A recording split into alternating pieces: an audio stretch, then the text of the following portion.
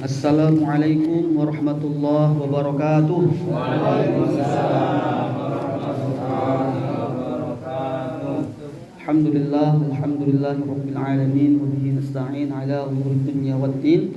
Asyhadu an la ilaha illallah al-malikul haqqul mubin wa asyhadu anna Muhammadar Rasulullah sayyidul awwalin wal akhirin. Allahumma shalli wa sallim ala sayyidil mursalin sayyidil anbiya wa khatamun nabiyyin. Faqala Allah Ta'ala fi kitabihil Qur'anil Karim, kullu nafsin dha'iqatul maut. Shadaqallahul azim wa shadaqa rasuluhun nabiyul karim wa nahnu ala dzalika minasyahidin wasyakirin walhamdulillahi rabbil alamin. Yang sangat saya muliakan Bapak Imam, Pak Subur, sehat Bapak? Pak Subur namanya kan? Pak Subur. Hah? Pak Imam? Oh, astagfirullah. Oh, berarti namanya Pak Imam Agus. Pak Agus. Pak Subur berarti ahli bait.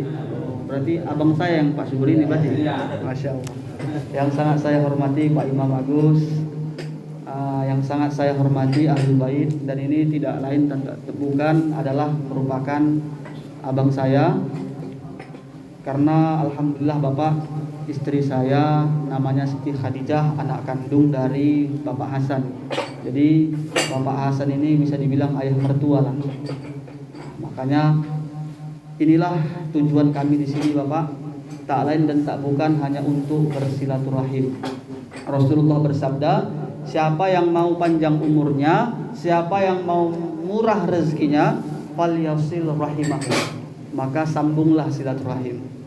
Jadi tujuan saya kemari adalah untuk bersilaturahim dan juga sama-sama kita memberikan hiburan kepada ahlul bait yang sedang mengalami musibah. Bisa dikatakan ahlul musibah lah ini. Sama-sama kita hibur, mudah-mudahan ahlul musibah dapat tabah, dapat sabar, dapat ikhlas, dan tentunya kuat. Dan kita semua hari ini mendoakan yang terbaik agar almarhumah ibundanya abang kita tercinta diterima arwahnya dan diterangi kuburnya, sehingga mudah-mudahan melalui bacaan kita takhtim, tahlil, doa, ada zikir juga, ada surah Al-Fatihah dan lain sebagainya, ini dijadikan sebagai hadiah yang terbaik untuknya di dalam kubur. Amin amin ya rabbal alamin. Dan bapak-bapak sekalian yang sangat saya hormati, mungkin ada dari perangkat desa, dari Datuk, dari Kadus, dari LDSK dan seluruh perangkat kedesaannya, juga para alim ulama, cerdik pandekiawan, para ilmuwan, para orang-orang yang berpengaruh, tokoh-tokoh masyarakat yang tak bisa saya sebut satu persatu namanya. Mudah-mudahan kita semua dimuliakan Allah Subhanahu wa taala. Bapak semuanya sehat Bapak? Alhamdulillah. Saya doakan mudah-mudahan selalu dalam keadaan sehat. Amin amin ya rabbal alamin.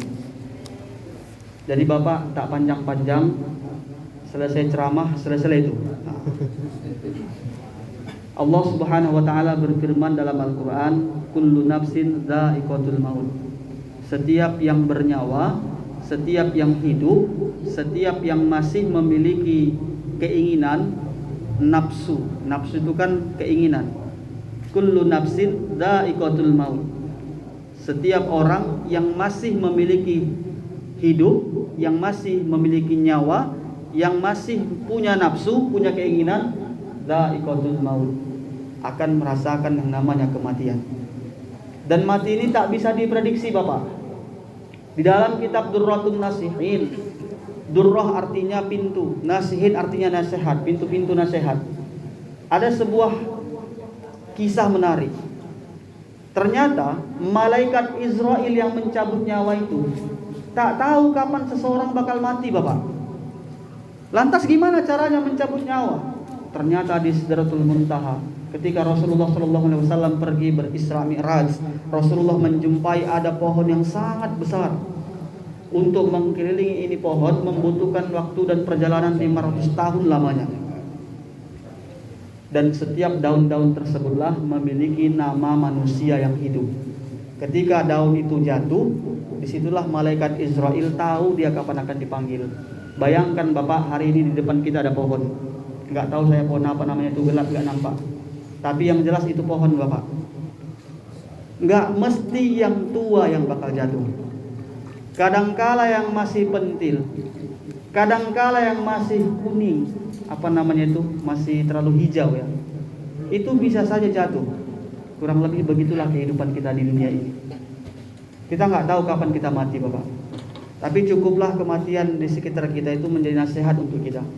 Setidaknya terlalu berani kita tidak dapat mempercepat kematian, terlalu takut kita juga tidak dapat memperlambat kematian. Setidaknya kita paham masih ada sisa waktu untuk membuat hidup kita lebih berkualitas.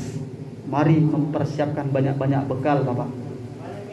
Nah Bapak-bapak sekalian yang dimuliakan Allah Subhanahu wa taala. Ini kalau ada pertanyaan, Bapak seandainya ingin mati, pilih mati yang gimana Pak? Mati dalam keadaan baik atau mati dalam keadaan tak baik? Yang di luar nggak ada yang jawab, ini bingung saya ini. Nggak mau mati nih Mas. Nggak mau mati Pak. Mau mati dalam keadaan terbaik atau mati dalam keadaan terburuk Bapak? Terbaik, alhamdulillah. Udah mulai dengar yang di luar ini Bapak. Nah, kalau ada pertanyaan, mana pilih mati sebagai ustadz atau mati sebagai penjahat? Mati sebagai ustadz. Ada orang yang dulunya penjahat, tiba-tiba di akhir hayat berubah jadi ustadz. Dan ada orang yang dulunya ustadz, tiba-tiba berubah menjadi penjahat. Pertanyaannya, mana pilih Pak? Mati sebagai ustadz yang dulunya penjahat atau mati sebagai penjahat yang dulunya ustadz? Mati sebagai ustaz. Nah ini kan terserah Bapak, kan pilihan sama Bapak kan. Ini Pak, pertanyaan berikutnya, seandainya ini ada penjahat, ini ada orang Pak, saya nggak bilang ini jahat atau tidak, tapi kita lihat akhir matinya. Ini ada ustadz, mati dia di hotel Bapak. Satu kasus. Kasus kedua, ada orang penjahat mati di masjid. Mana pilih Pak? Ustadz mati di hotel atau penjahat mati di masjid? Kalau di hotel misi ceramah baik. Kalau penjahat mati di masjid tapi dia mencuri, jahat. Pilih ustadz lah. Pilih ustadz. Tergantung mati yang ngapain dia. Iya, ternyata Pak setelah dilakukan olah TKP, ustadz ini mati dalam keadaan sholat malam. Lagi qiyamul lail dia Pak. Nah penjahat ini tadi mati ternyata habis mencuri kotak amal masjid. Jadi yang paling penting itu adalah bagaimana akhir kita mati, kan gitu Pak. Dalam surat Duha yang ayatnya kita hafal bersama, walal akhiratu khairul laka minal ula, kan gitu. Walal akhirah, lamnya itu sebagai ditaukid untuk mengkuatkan. Walal akhirah kata Allah, dan sungguh yang di akhir itu khairul laka, lebih baik bagimu minal ula, daripada yang di awal. Artinya sepanjang perjalanan hidup kita, sebaik apapun kita hidup di awal, yang paling menentukan, yang paling dipandang Allah adalah bagaimana akhir kita Bapak. Makanya tadi ada satu doa yang saya selipkan juga dan Bapak aminkan, mudah-mudahan dikabulkan. Apa itu doanya? Allahumma ja'al akhira kalamina minad dunya biqauli la ilaha illallah. Kita minta sama Allah Pak, agar kita mati dalam keadaan husnul khatimah, mati dalam keadaan dapat mengucap kalimat la ilaha illallah Muhammadur Rasulullah. Dan kita nggak akan terlepas dari yang namanya mati Bapak. Yang namanya mati itu pasti akan menjumpai kita. Nggak pandang latar belakangnya apa. Mentang-mentang anak Pak Kiai pun bisa mati Pak. Mentang-mentang orang kaya, sekaya-kayanya orang di zaman sekarang tidak lebih kaya daripada Korun Pak. Korun tuh kaya luar biasa, tapi mati juga. Sehebat-hebatnya pejabat, tidak ada yang lebih tinggi pangkatnya, jabatannya dibandingkan Fir'aun Pak. Tapi Fir'aun pun mati. Artinya apa? Mati adalah sesuatu yang pasti. Makanya ada lagunya itu, orang kaya mati, orang miskin mati, raja-raja mati, rakyat biasa mati, Bapak-bapak mati. Ustaz mati juga. Kencang kali bilang Ustaz matinya. Bapak-bapak sekalian yang dimuliakan Allah Subhanahu wa taala.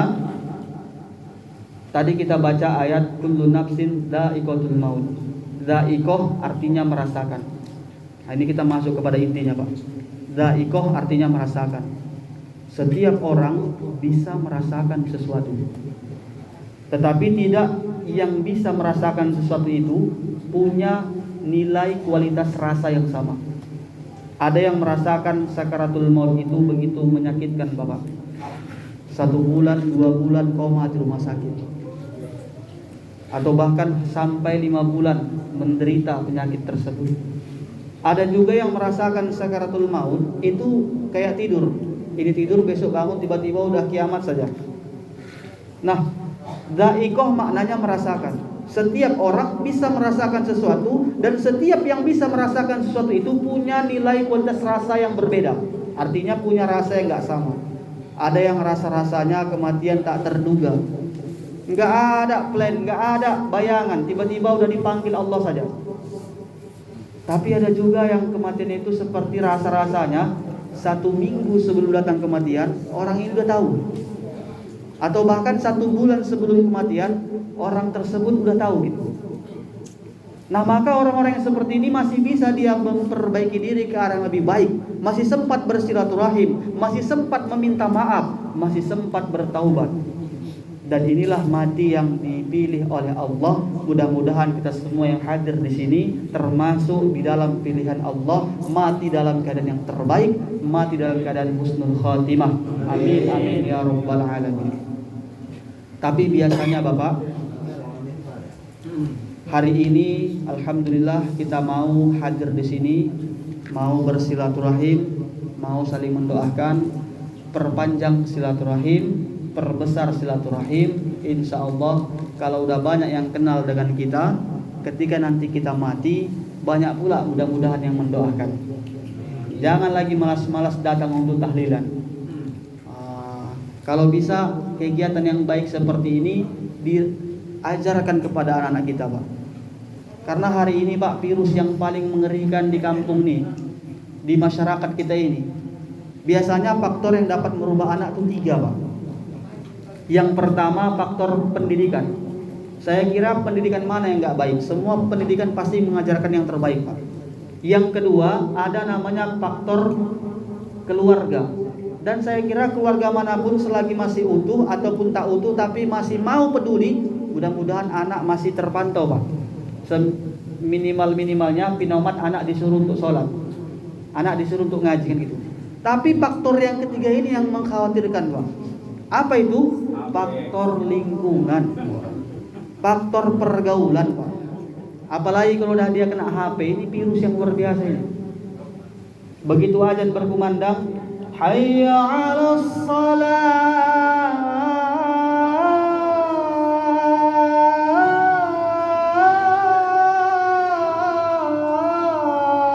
dia pun sambil main HP, big win, super win, main skater, Pak.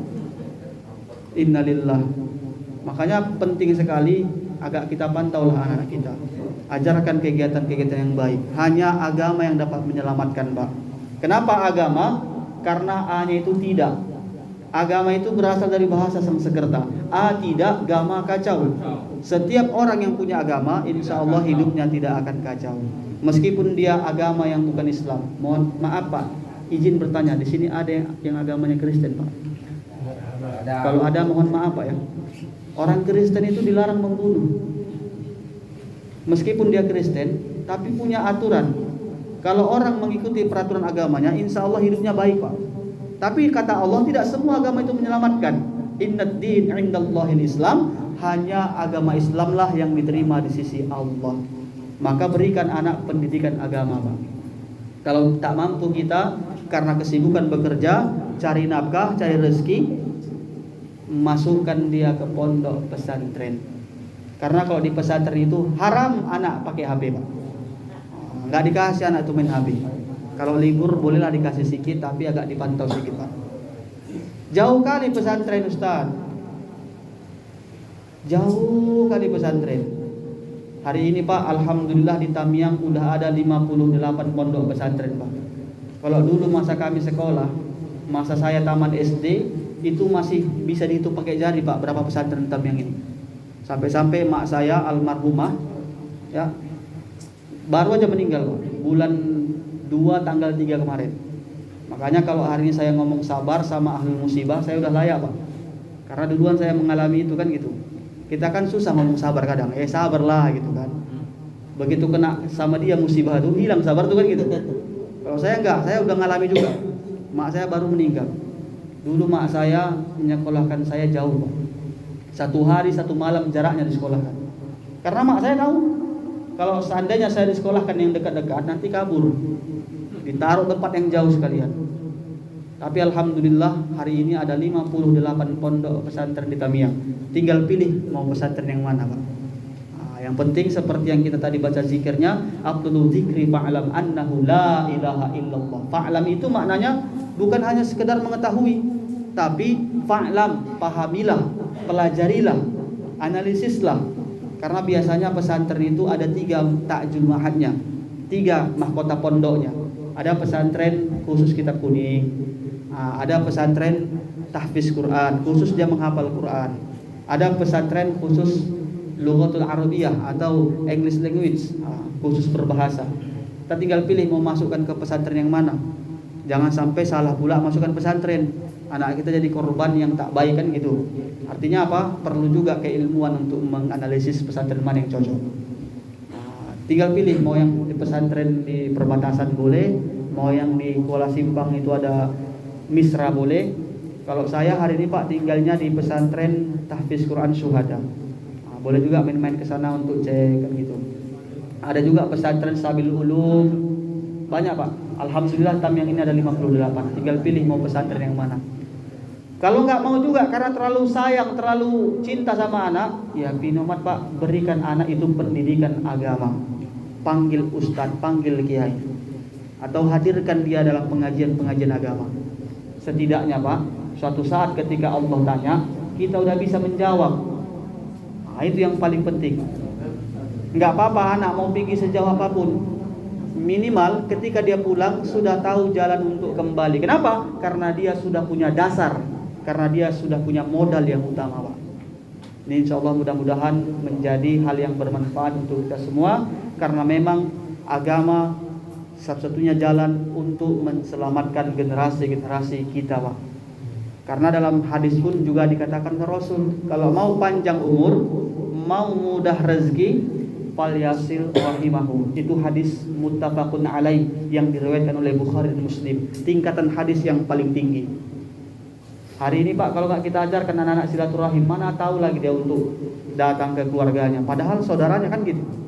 Nah, ini panjang lebar nanti pembahasannya. Saya nggak lama-lama ini Pak, karena mau pulang lagi ke Kuala Simpang. Ada kuis Pak. Yang bisa menjawab ada hadiah. Bapak siap dengan kuis Pak? Siap Pak ya. Yang bisa menjawab ada hadiah. Hadiahnya berapa Ustaz? Hadiahnya 100.000. Siapa yang ngasih? Pak Imam Agus. Cocok kata yang luar.